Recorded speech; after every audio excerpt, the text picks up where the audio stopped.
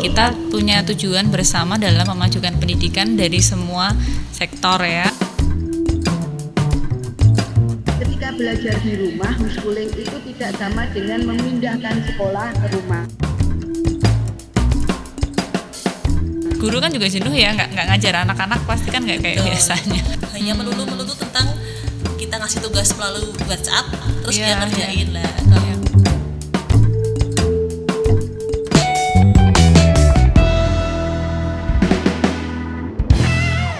Ya, kali ini kita akan ngobrol tentang bagaimana sekarang pendidikan sudah berubah. Yang semula anak-anak sekolah di sekolah, berangkat sekolah, kemudian belajar di kelas dengan teman-teman, dengan guru. Namun dalam kondisi pandemi ini kita sudah beralih dengan pembelajaran dari rumah. Study from home memang menjadi tantangan untuk semua elemen di pendidikan, nggak cuma dari pendidikan dasar sampai dengan pendidikan tinggi, tetapi juga para pelaku pendidikan. Pelaku pendidikan ini yang sangat terdampak memang tantangan bagi para guru. Dalam hal ini bagaimana menyampaikan materi dengan cara yang berbeda, yaitu dari rumah. Dan khususnya memang pembelajaran baru ini dengan metode online tentu pasti banyak kendala dan banyak masalah yang akan dihadapi oleh guru terutama. Dan tidak kalah pentingnya memang orang tua di sini juga bisa menjadi ujung tombak bagaimana perubahan metode pendidikan selama pandemi ini berjalan. Saya Astrid Widayani, dalam hal ini saya ingin berbagi banyak hal tentang bagaimana pendidikan sekarang bisa berubah dan bertransformasi menjadi lebih siap dalam menyelami teknologi baru dan juga lebih siap di dalam bagaimana kita mengasah kreativitas di dalam konteks di sini adalah Merdeka Belajar. Nah, saya di sini juga bergerak di dalam sebuah gerakan baru yang bernama Semua Murid Semua Guru di Jawa Tengah. Dan kali ini saya hadir tidak sendiri, ada teman saya. Halo Mbak Siva dari komunitas guru belajar, dan ada Bu Nur dari Perkumpulan Homeschooler Indonesia. Oh ya, Perkumpulan Homeschooler Indonesia. Hari ini tentu sebenarnya banyak sih yang sudah disampaikan dari berbagai teman-teman di bidang pendidikan ya, khususnya dari guru. Itu bahwa sekarang itu kita berpikir bagaimana caranya pembelajaran yang baru gitu, dengan metode baru. Namun mungkin bagi Bu Nur di bidang homeschooling sebagai homeschooler tentu tidak asing. Nah, nanti kita bisa komparasi ya, kita bisa kasih perbandingan gimana sih sejauh mana sih gitu ya dari lembaga formal di SD, dari Mbak Siva dari sekolah dan di rumah gitu. Nah, tentu yang pertama saya pengen kenalan dulu nih dengan Mbak Siva ya. Dan Mbak Siva dari komunitas guru belajar Surakarta. Oke, sebelumnya perkenalan dulu, nama saya Siva Hidayatul Khirom. Saya dari komunitas guru belajar Surakarta, dan di sini saya juga mengajar di SD Islam Diponegoro Surakarta. Begitu Mbak Astrid. Ya. Mungkin banyak teman-teman yang belum tahu apa itu KGB ya. Nanti kita jelaskan. Oke, siap. Kemudian dari Bu Nur? Ya, Silakan salam Bu. kenal. Terima kasih Mbak Astrid, Mbak Siva. Saya Nur Aini Prasetyawati dari perkumpulan, saya anggota tim inti dari Perkumpulan Homeschooler Indonesia atau PHI. Iya. Itu organisasi yang menghimpun para keluarga praktisi sekolah rumah atau homeschooling di Indonesia. Itu? Iya, terima kasih Bu Nur. Nanti kita kenalan lagi ya tentang homeschooler ya. Yang apa sih yang dilakukan di rumah dan pembelajarannya seperti apa. Nah, tentu pertama kita menyadari bahwa dengan kondisi seperti ini sekarang di masa pandemi COVID-19 kita udah 2 bulan lebih ya, nggak kerasa 2 bulan lebih untuk mengadakan pembelajaran di rumah gitu.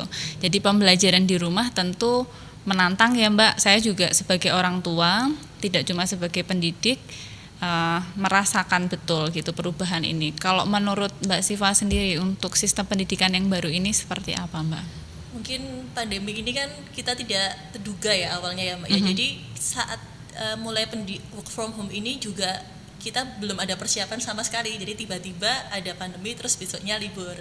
Jadi kan anak-anak sendiri kan juga awalnya anak-anak tuh seneng. Libur panjang seperti itu, tapi lama-lama mereka bosen di rumah itu. Benar, benar.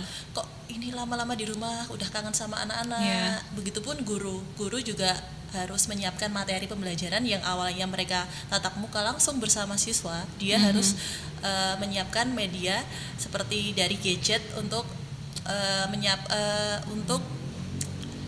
menyampaikan materi ajar yang harus disampaikan kepada siswa. Banyak sih media yang digunakan oleh guru-guru, ada virtual Zoom juga, ada Google Meet, yang sekarang ada Quizzes, ada Google Classroom. Nah, itu adalah media yang sekarang digunakan oleh guru-guru untuk menyampaikan tujuan pembelajaran seperti itu. Iya.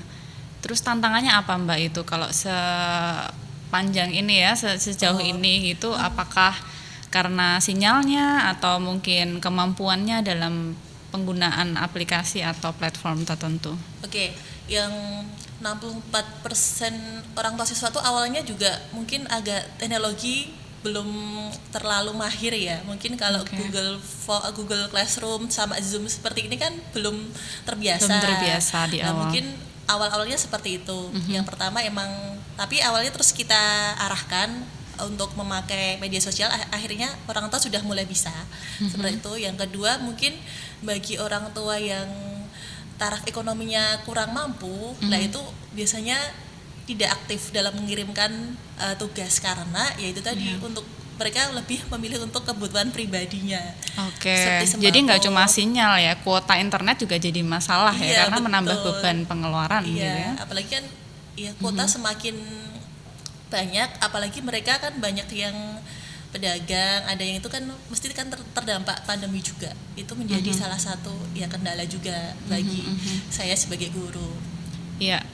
Dan tentunya nggak semua dari wilayah yang sama ya. Ada juga yang sinyalnya bagus, ada sinyal yang kurang bagus. Kalau yang agak jauh gitu atau sinyalnya yang nggak nyampe atau ada koneksi yang tidak lancar gitu, solusinya gimana Mbak kalau dari sekolah biasanya dengan sistem yang baru ini?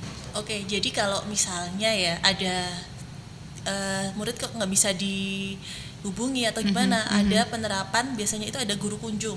Guru kunjung itu berarti kita sebagai guru ke tempat siswa. Nah ini kenapa toh ditanya kenapa kok ini nggak bisa mengirimkan? Ternyata kenapa? Jadi kita tahu sebabnya. Oh ternyata emang nggak ada kuota atau ternyata kondisinya ternyata di rumahnya memprihatinkan nih seperti itu.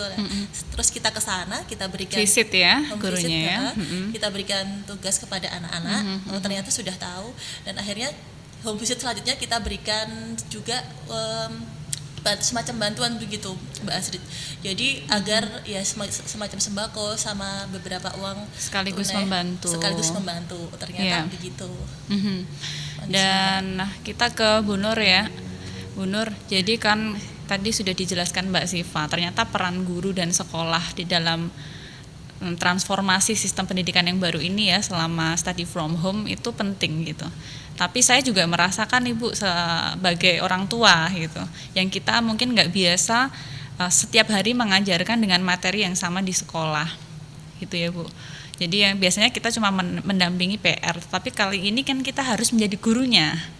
Nah kalau Bu Nur ini kan udah pakar nih sebagai homeschooler, gimana Bu? Bagaimana menempatkan diri orang tua ini juga sebagai guru? Gimana Bu? Kalau kami sebagai homeschooler itu lebih nyaman, kebanyakan lebih nyaman untuk menempatkan diri bukan sebagai guru seperti di sekolahan, guru kepada murid di sekolah, tapi tetap menjadi lebih seperti menjadi fasilitator. Jadi ketika belajar bersama di rumah itu berarti setiap orang tua juga siap untuk membuka dirinya menjadi murid dari anaknya juga. Atau bareng-bareng dengan anaknya menjadi murid dari sumber pengetahuan yang lain gitu ya. Iya. Kata kuncinya adalah keterbukaan untuk menerima bahwa kami orang tua itu tidak menguasai semua materi. Siap untuk belajar bersama anak, siap untuk belajar dari anak. Iya. Jadi sebenarnya juga sama dengan gerakan yang baru kita akan bahas ya Bu, semua murid, semua guru kan gitu. Iya. Iya, orang tua betul. juga harus belajar, guru pun dengan sistem yang baru ini juga harus belajar lagi karena ini metode yang baru. Dan saya kira belajar itu pun tidak berhenti pada satu konsep ya, akan tetapi memang dengan seiring berjalannya waktu banyak hal yang masih bisa dikembangkan dari metode pembelajaran itu ya Bu ya. Betul. Dan belajar itu kan sepanjang hayat ya Mbak. Iya betul. Dan kalau kami praktisi homeschooling itu salah satu penyemangat kami itu homeschooling itu adalah belajar dari siapa saja, dengan siapa saja, di mana saja, kapan saja. Iya.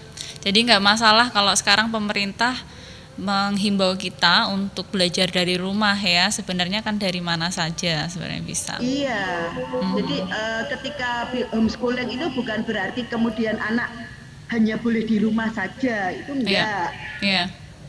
Jadi berbasis keluarga, tidak lembaga. Jadi perbedaannya adalah ketika menjadi homeschooling itu keluarga mengampu bertanggung jawab penuh pada pendidikan anak, tidak menitipkan anaknya pada satu lembaga sehingga mengikuti kurikulum yang ditentukan oleh lembaga tertentu. Meskipun lembaga itu berlabel homeschooling.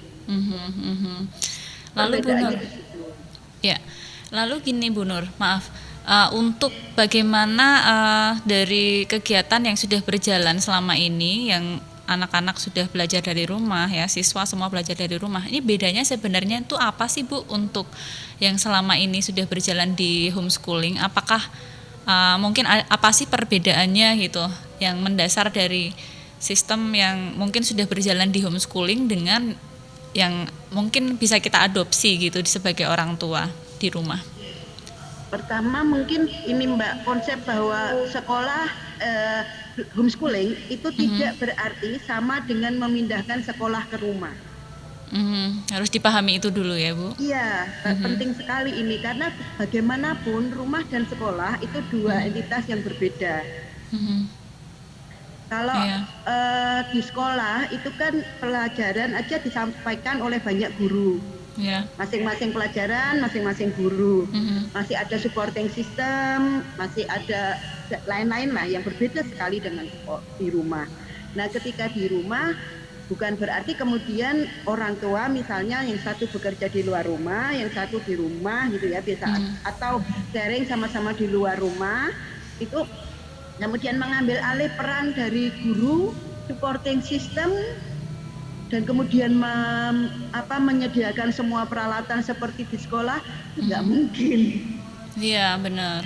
Karena ini memang berbeda. Jadi yang perlu diperhatikan apa berarti ya untuk ini orang tua?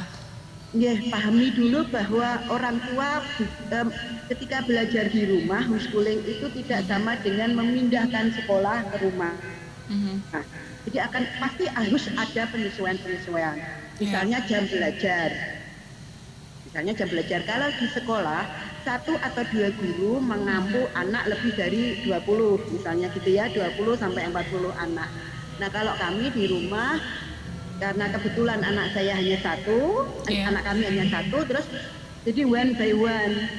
Satu guru ketika saya sedang mendampingi anak kami belajar di kelas terstruktur, itu satu orang tua, satu anak bisa fokus. Jadi satu mata pelajaran itu cukup 5 sampai 15 menit sudah selesai.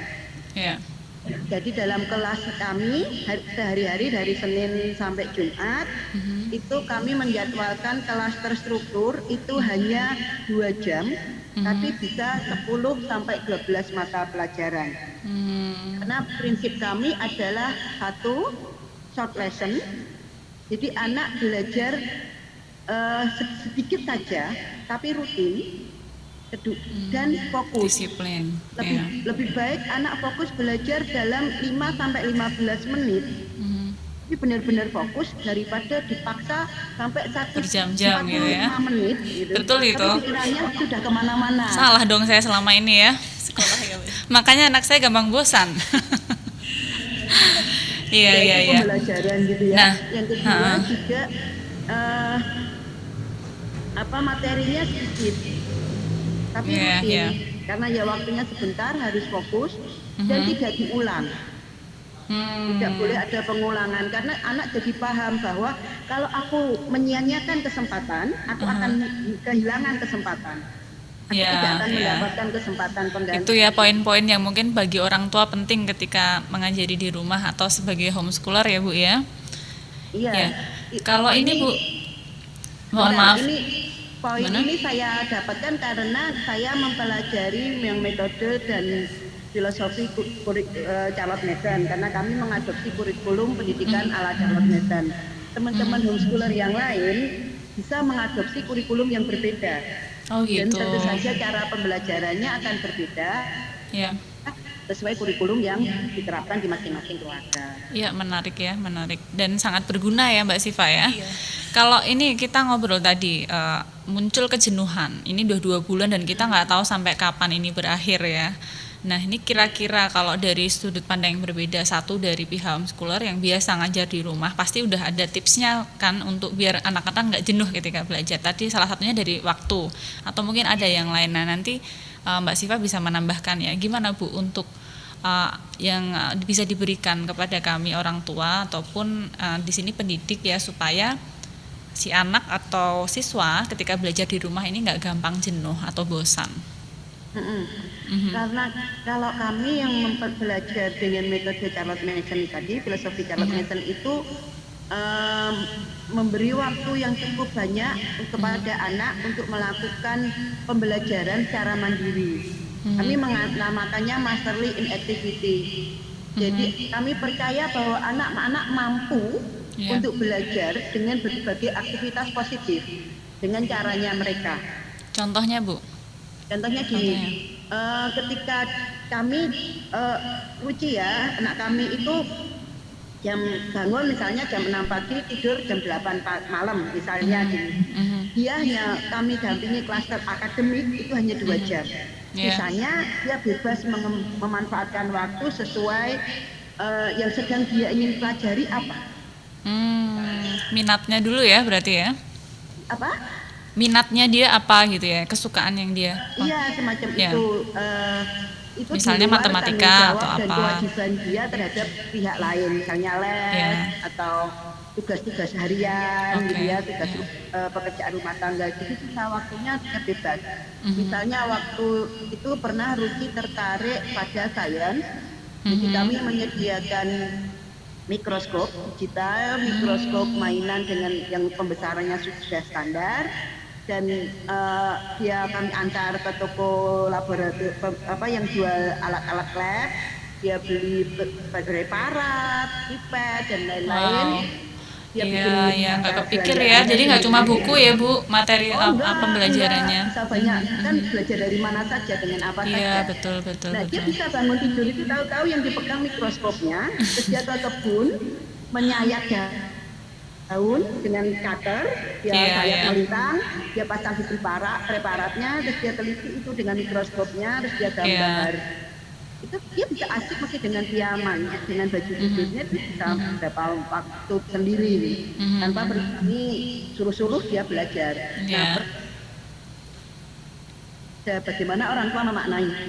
Kalau kita memaknai itu hanya sekedar bermain atau sekedar pepeto bocah buang-buang waktu baik gitu, ya kita akan semakin stres. Iya. Tapi kalau kemudian kita bisa memaknai itu sebagai oh ya anak ini caranya belajar begini. Ya itu sebenarnya konsep merdeka belajar ya seperti itu ya Bu, yang diarahkan sebenarnya dikembalikan ke dalam bagaimana anak ini bereksperience gitu kan, mengalami apa yang dia pelajari gitu. Iya, karena kami yakin bahwa semua ilmu pengetahuan itu terhubung. Iya. Tidak dikotak-kotakkan. Dikotak-kotakkan itu kan hanya untuk kepentingan sistem pembelajaran sekolah yang harus mengakomodasi banyak anak dalam waktu yang sama gitu ya. Nah kalau waktu dan tentang konsep merdeka belajar itu waktu kami audiensi dengan waktu PHI ikut audiensi dengan Mas Menteri Pendidikan, Mas Menteri juga menyampaikan bahwa sebenarnya konsep Merdeka Belajar itu terinspirasi dari homeschooling. Homeschooling, wow, menarik sekali, iya iya. Kalau ini saya beralih ke ini ya Bu, Mbak Siva ya Bu.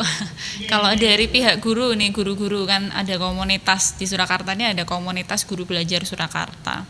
Nah mungkin banyak yang belum tahu. Nah sambil nanti memperkenalkan gimana sih KGB Surakarta ini berjalan dan mungkin tipsnya tadi Mbak selama kondisi sekarang study from home mengatasi kejenuhan baik dari sisi siswa dan guru gimana? Guru kan juga jenuh ya, nggak ngajar anak-anak pasti kan nggak kayak biasanya. Iya. Gimana?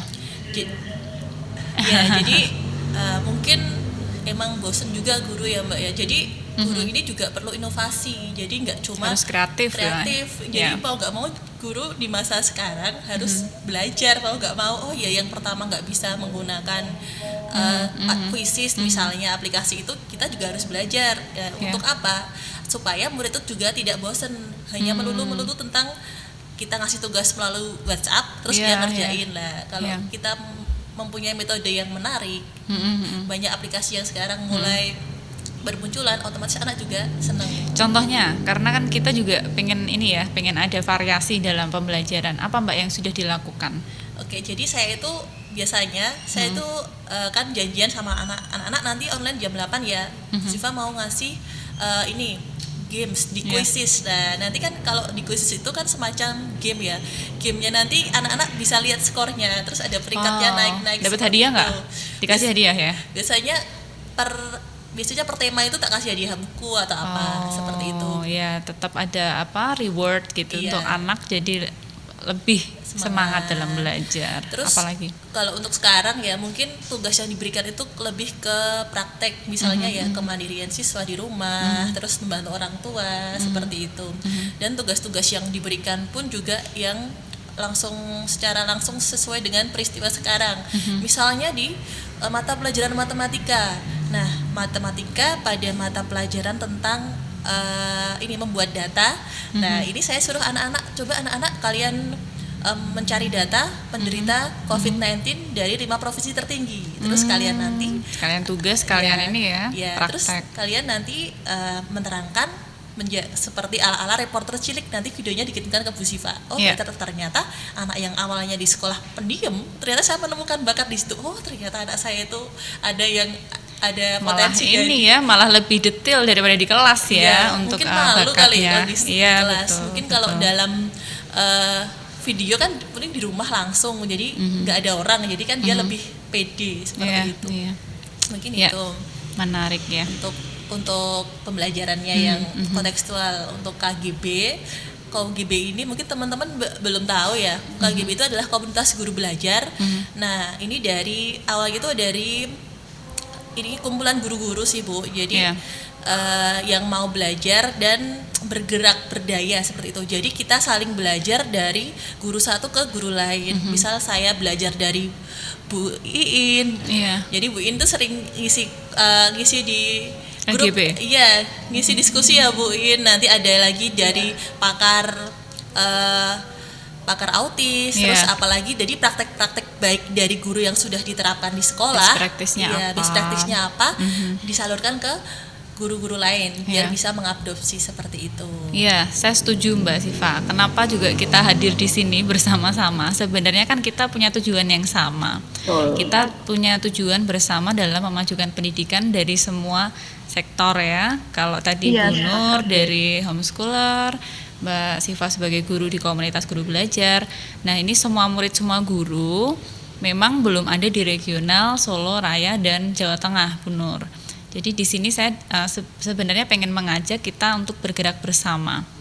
Dan tujuannya hampir sama, untuk bagaimana kita bisa berdaya bersama, bermakna bersama dalam jaringan publik berdaya. Itu yang namanya semua murid, semua guru. Karena sebenarnya di dalam komunitas kita masing-masing pasti mempunyai satu klaster khusus ya. Contohnya kalau di SMSG KGB Surakarta ini masuk ke dalam klaster pengembangan guru. Kalau tempat Bu Nur, dia masuk ke pendidikan keluarga, homeschooling dan PAUD gitu ya. Jadi sudah ada klaster sendiri untuk khusus di homeschooler, di pendidikan keluarga, homeschooling dan PAUD. Itu baru 2 klaster. Kebetulan saya tuh selain di pendidikan tinggi, saya juga ada gerakan untuk pengembangan anak muda. Nah, di semua murid semua guru juga ada komunitas untuk pengembangan anak muda. Dan menariknya di Solo ini sudah banyak sekali komunitas-komunitas pendidikan yang memang bergerak di pengembangan anak muda. Kan sayang sekali Bu kalau kita nggak ketemu gitu. Jadi saya kira perlulah kita nanti untuk kapan-kapan kita bersama-sama bergerak bersama dalam satu gerakan yang sama dari semua murid semua guru di wilayah Solo. Alhamdulillah kalau nanti bisa sama-sama di klaster baru di Jawa Tengah, regional Jawa Tengah.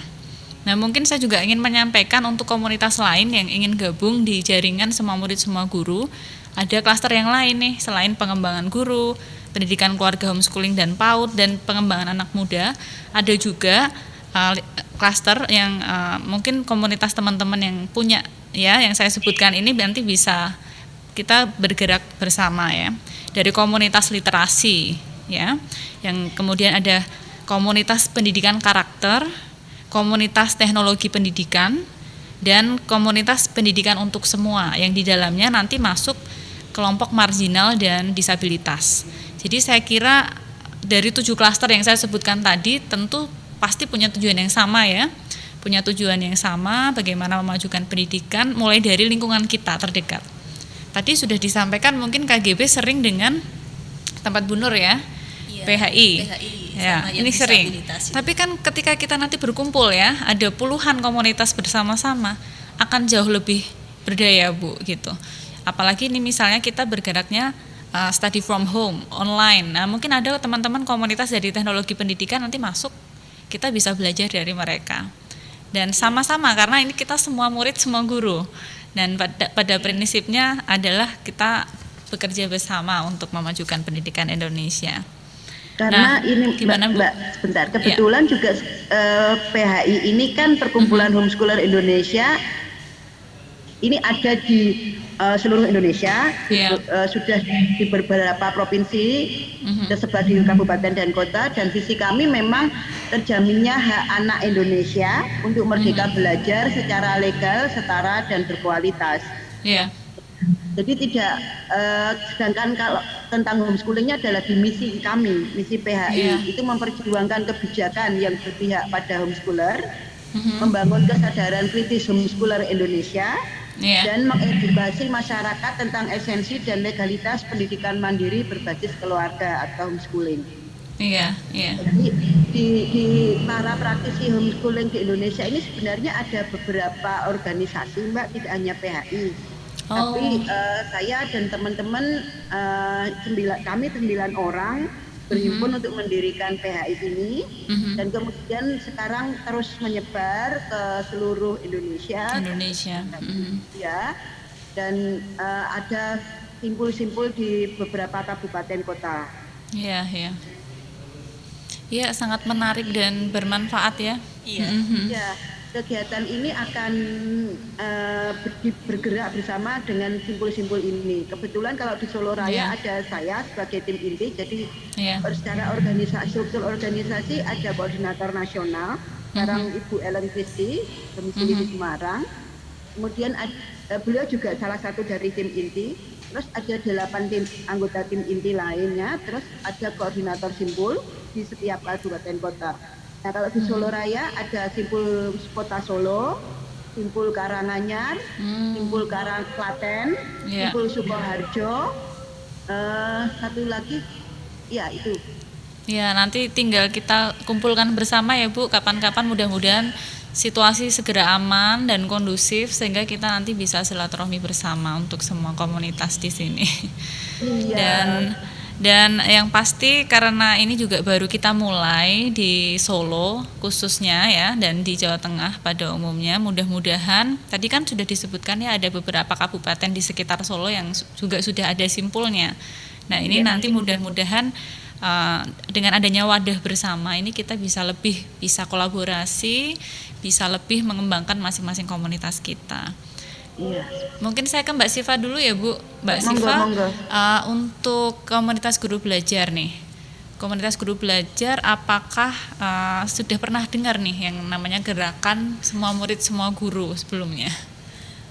Sudah pernah sih Bu, karena jadi kan itu kan masih satu payung ya, gerakan semua murid semua guru kan itu Merdeka Belajar kan diadopsi dari situ. Jadi kita belajar dari murid itu tidak hanya belajar dari guru-guru, juga belajar dari murid, dari orang tua seperti itu lah. Saya juga sudah pernah ada pesta pendidikan dan terakhir kemarin dari KGB itu dari SMSG dikirimkan bantuan kepada sekolah-sekolah yang mungkin tidak tidak menerapkan work from home. Jadi sekolah-sekolah terpencil dan tidak bisa menerapkan, jadi mereka dikasih buku sama alat-alat tulis seperti itu. Kemarin di Sragen sudah datang seperti itu. Dari pusat ya. Mudah-mudahan SMSG. nanti SMSG yang di Jawa Tengah kita bisa lebih berdaya, sehingga nanti yang kurang beruntung mendapatkan kesempatan untuk belajar kita bisa lebih membantu ke sana gitu.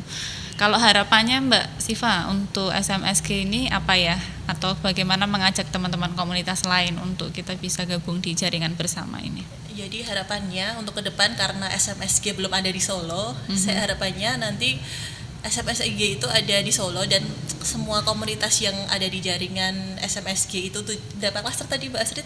Gimana? Ada berapa klaster? 7 klaster. 7 klaster tadi bisa berkolaborasi bersama untuk memajukan SMSG. Kita saling belajar antar komunitas demi pendidikan Indonesia yang lebih baik seperti itu.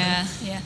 Bu Nur, gimana Bu Nur untuk ininya harapan dan mungkin yang bisa kami kembangkan dari SMSG Solo dan di Jawa Tengah ini?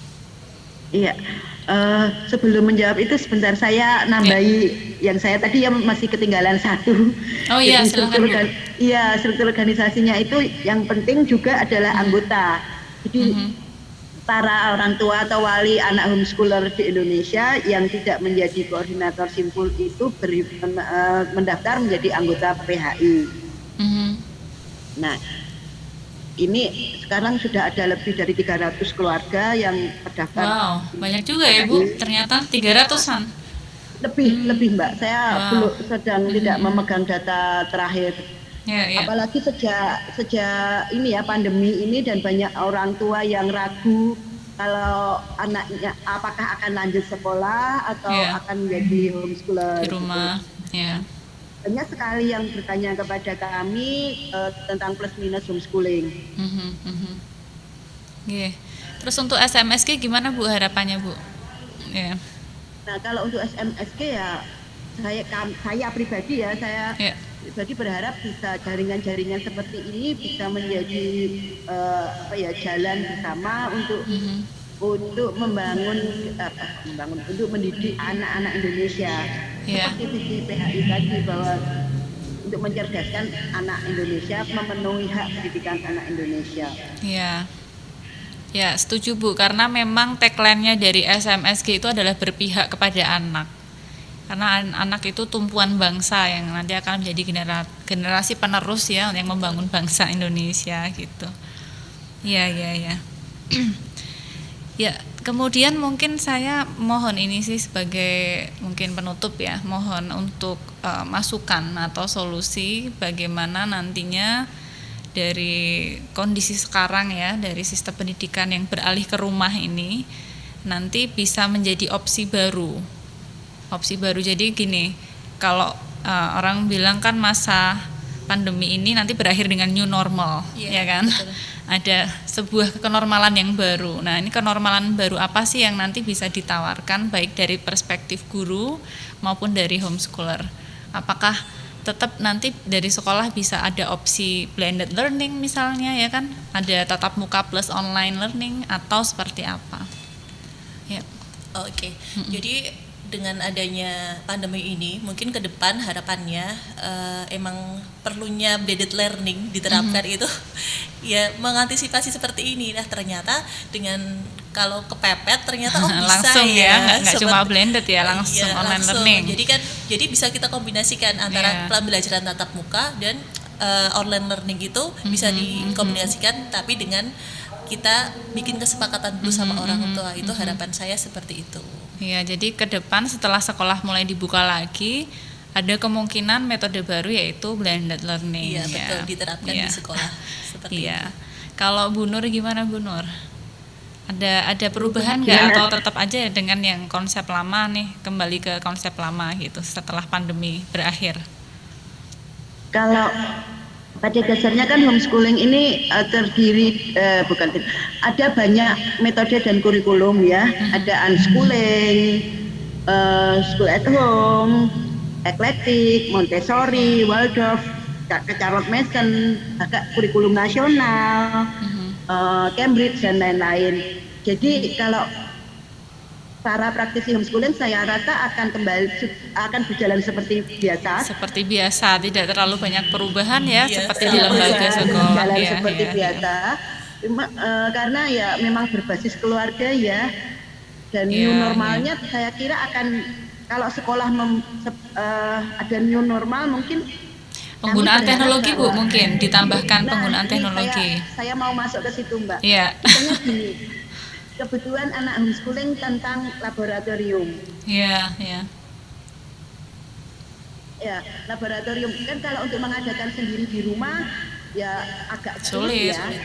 Sedangkan di Betul. sekolah-sekolah punya laboratorium yang dipakai hanya dalam waktu tertentu, mungkin cuma sebentar, hanya di jam-jam Iya, iya. sebagian jam biologis, sebagian jam fisika gitu. Selain itu kosong.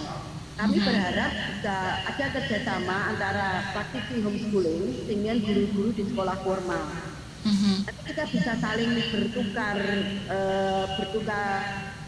Pikiran. apa ya? Iya. Bukan peran, bertukar Media. peralatan, Iya. sumber daya, bertukar Oke. Resourcesnya. kemampuan gitu ya, bisa saling berbagi. Mhm. Itu kami berharap bisa begitu karena Iya, betul. pengadaan peralatan laboratorium ini kan sebagian besar, terutama yang sekolah negeri itu kan juga diadakan oleh negara, Mhm. bukan oleh institusi sekolah A, B, C, D. Mhm. Berarti kan ini sebenarnya hak untuk setiap anak Indonesia. Saya pernah jadi saya berharap bahwa ini bisa diakses oleh setiap anak Indonesia, tentu dengan mekanisme tertentu. Iya.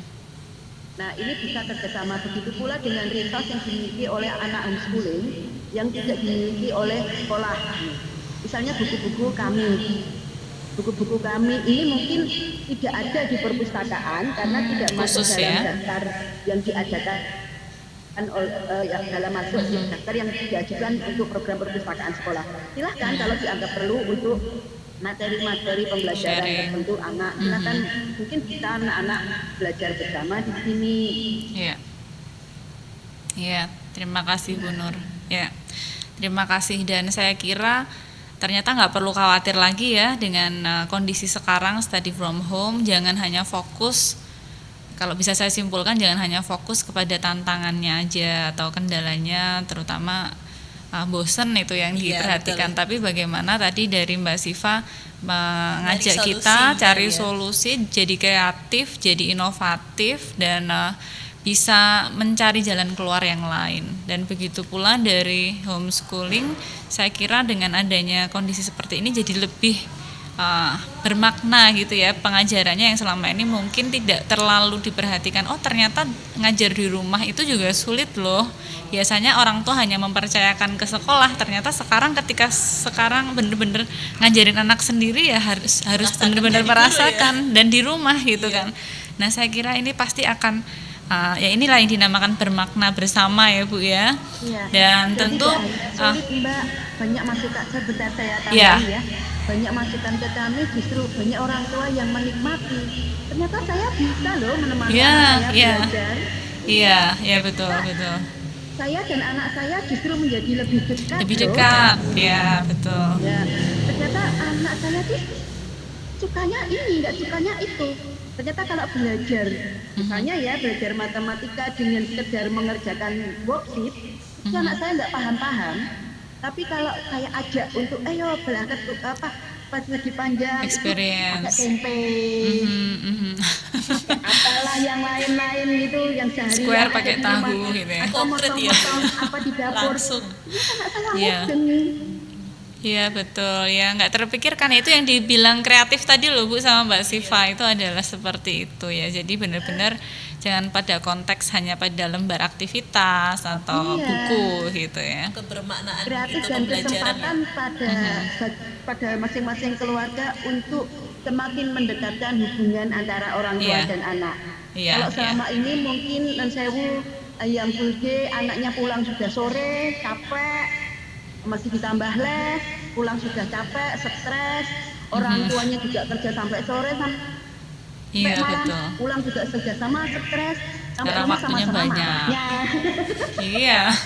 Kadang jadi punya kesempatan lebih untuk saling berbicara dari Iya. hati ke hati, Iya. maunya bagaimana, tidak sukanya apa, dan lain-lain. Iya, betul Kesempatan Bu. untuk refleksi di Setuju. masing-masing keluarga. Iya, itulah hikmah ya, sebenarnya hikmah yang dibalik bisa kita musibah ambil, ya, hikmah mungkin di ya, Pak. balik musibah. Dan saya juga ingin sekali lagi mengingatkan, ini kan kita kalau bisa menjadi obrolan yang bisa didengarkan oleh semua pihak gitu ya, baik dari orang tua, baik dari guru maupun dari siswa gitu ya. Jadi saya kira mudah-mudahan lah nanti komunitas lain yang sudah mendengarkan obrolan kita ini nanti bisa bergabung sekali lagi di semua murid semua guru, khususnya semua murid semua guru Jawa Tengah yang kita pusatkan nanti di Solo. Nah, untuk teman-teman sekali lagi yang punya komunitas ya, baik itu literasi, pendidikan keluarga homeschooling dan PAUD, kemudian komunitas pendidikan karakter, komunitas pengembangan anak muda, komunitas teknologi pendidikan, pengembangan guru dan pendidikan untuk semua, yaitu kaum di bidang marginal dan disabilitas, nanti bisa kita ngobrol seperti ini nih, kita bisa saling sharing, kita bisa tahu dari perspektif yang lain. Mungkin besok kita bisa ada kesempatan dengan komunitas teknologi pendidikan dan pengembangan anak muda. Nah, ini sangat seru nih, nanti kita ngobrolnya tentang milenial, tentang bagaimana pengembangan inovasi-inovasi pendidikan di bidang teknologi. Saya kira itu ya yang mungkin kita bisa bahas bersama tentang study from home. Tentu harapan saya sekali lagi tidak hanya bagaimana SMSG ini bisa berjalan dan kita bermakna bersama, tetapi tentu kita sekarang jadi bisa lebih menghargai bahwa pendidikan itu tidak bisa berjalan sendiri-sendiri, tetapi pendidikan itu berasal dari berbagai elemen di masyarakat dengan pendekatan yang berbeda namun punya tujuan yang sama. Sekali lagi, saya terima kasih atas kehadirannya Mbak Siva dan Bu Nur sudah mau ngobrol sama saya di sini. Mudah-mudahan nanti teman-teman komunitas yang lain bisa gabung di obrolan saya dan kita bisa memberikan sebuah pencerahan ya atau sebuah informasi yang baru bagaimana mengatasi kondisi-kondisi yang tidak ideal ini dengan perspektif yang positif. Itu terima kasih Ya, terima atas kasih ini semuanya, juga ini atas masukannya. kesempatan ini bagi saya dan Ya. kegiatan Guru Belajar Solo Raya. Semoga nanti teman-teman yang belum tahu bisa gabung untuk belajar bersama, berdaya bersama Ya. bersama. Bisa gabung ke KGB, para guru-guru dan para homeschooler bisa gabung di PHI. Ya. Ya, Nanti terima kasih, kita Mbak tunggu di Astrid. komunitas-komunitas selanjutnya ya. Jangan lupa nanti bisa kita gabung di satu gerakan semua murid semua guru SMSG Solo dan Jawa Tengah. Terima kasih. Wassalamualaikum warahmatullahi wabarakatuh. Waalaikumsalam.